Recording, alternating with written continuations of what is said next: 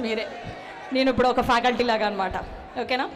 ఏంటి అంతగా అంతగా ఏమి ఇబ్బంది పెట్టారు మిమ్మల్ని? మీరు ఆయన రవితేజ గారిని ఏం అడిగారు ఇంతకీ?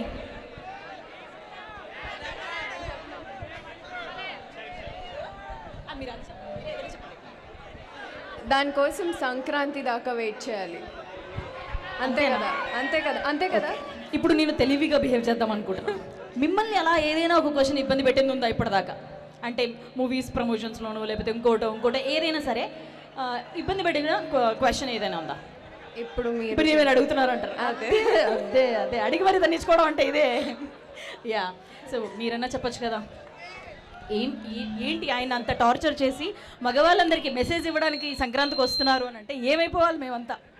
ఇప్పుడే చెప్పేస్తే వాళ్ళు రారు కదా థియేటర్కి, ఏముంది అని చూడడానికి. అంతే కదా. నా సామి రంగా లాంటి ఆన్సరు. ఎస్ సార్, ఏంటి మాకు ఏమైనా కొంచెం చెప్పచ్చు కదండి సార్, ఏంటి వాళ్ళిద్దరిని మీరు ఖచ్చితంగా మమ్మల్ని విడగొట్టేద్దాం అనుకుంటున్నారు సార్? భార్యాభర్తలందరూ విడగొట్టేస్తారు అయితే? అంటే ఊరికే ఏ ఆడాలి, ఏ క్వశ్చన్ అడగరు, చేస్తేనే అడుగుతారు కదా. సో వాళ్ళ పాయింట్ ఆఫ్ వ్యూ కరెక్టే. అంతే అంటారా? ఓకే, అంటే మాకే సపోర్ట్ మీది. అవును, సినిమాలో కూడా మాకే ఉంటుంది. మీకే సపోర్ట్. అమ్మా సార్, కడుపు నిండుగా తిన్నంట హ్యాపీగా ఉంది సార్. భయం వేసింది, ఇప్పుడు మళ్ళీ క్లాసులు బీగుతారేమో మాకు, వీళ్ళు ఏమేమి డిసైడ్ అయిపోతారో ఏంటో, ఒక జనరేషన్కి ఇన్స్పిరేషన్గా మళ్ళీ తయారవుతారేమో అని అనుకున్నాం. బట్ లేదులేండి, నేను శైలజ కానీ ఇవన్నీ చూసిన తర్వాత మంచి ఫ్యామిలీ ఎంటర్టైనర్, అందరికీ ఉపయోగపడే మాటే చెప్తారని మేము నమ్ముతున్నాం.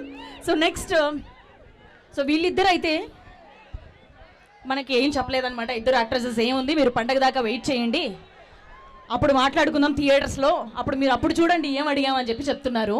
సో మీరు ఓకే, మీరందరూ స్టూడెంట్స్ కాబట్టి మిమ్మల్ని మీ గర్ల్ ఫ్రెండ్స్ ఎవరైనా ఇబ్బంది పెట్టిన ఈ క్వశ్చన్ అడిగితే మాకు చాలా ఇబ్బంది అన్న క్వశ్చన్ ఏంటి?